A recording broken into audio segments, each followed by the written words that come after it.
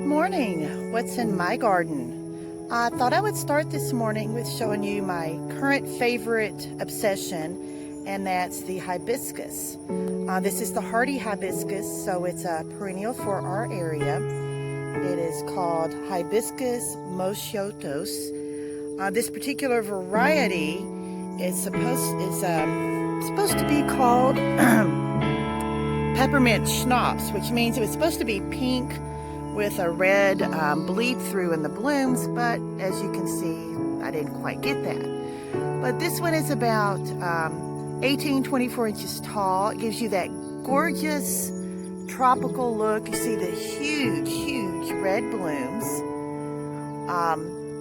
It is a great flowering perennial for this late summer, July. We're mid-July now. It enjoys the heat and humidity, which you can't say about everything. It is a full sun perennial. It sprouts kind of slowly in the spring, so this will die back all the way to the ground.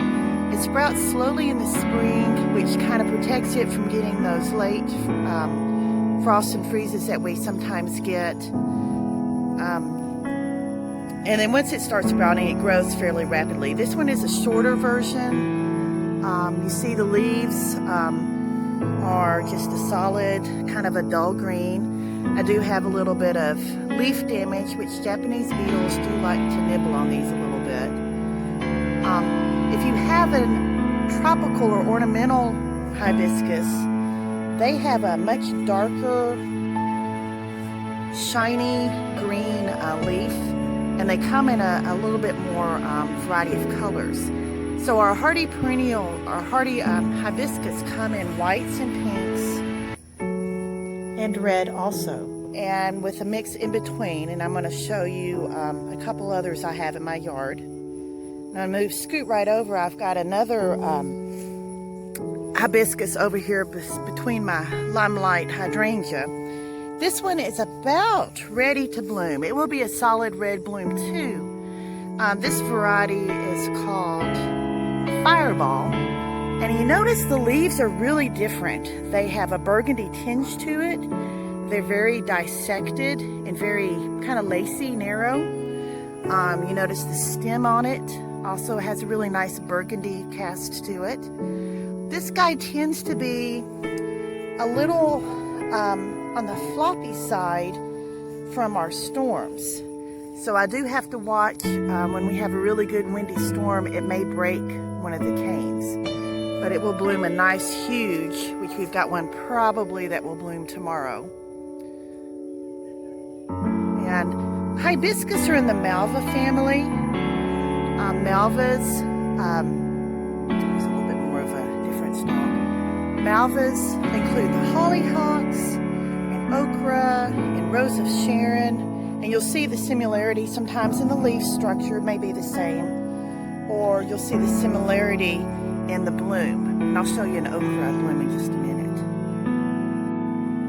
This is the okra bloom that I promised to show you, which you see it's similar in shape to the hibiscus bloom I showed you. It's definitely smaller. It has a busy little bee down inside doing some pollinating for me. It is yellow, which is different than the hardy hibiscus. And you notice that the leaves on these okra are also dissected way larger than the hibiscus I was showing you. This is my favorite one I have in my yard at the moment. It's a variety called Mocha Moon. This one I've had for about 3 years, and you see how nice and large and lush it is. It's between my house and my neighbor's driveway, so it gets a lot of reflected heat. You see the blooms are a really nice white, very clean white with a very dark pink eye or center. And one thing about the hibiscus, we get a lot of pollinators on them. They're great landing spots for butterflies, and bees enjoy them. You see this one will have a ton of flowers, so it'll be blooming for the next couple weeks. See a little bit of damage right here from A Japanese beetle probably nibbling on it a little bit. If they get to be a problem, I just knock them off into a bucket of water. See a little bit more damage there on that particular bloom. And you notice on this one also has a little bit of the burgundy tinge to the leaves. The stalk is not, I don't believe, quite as burgundy as the one I showed you. Hey, maybe it is. But that gives it that little extra appeal. So you not only have the blooms, you have really, really pretty foliage. So this one is about 5 feet tall, and it's spreading about the same distance at the moment.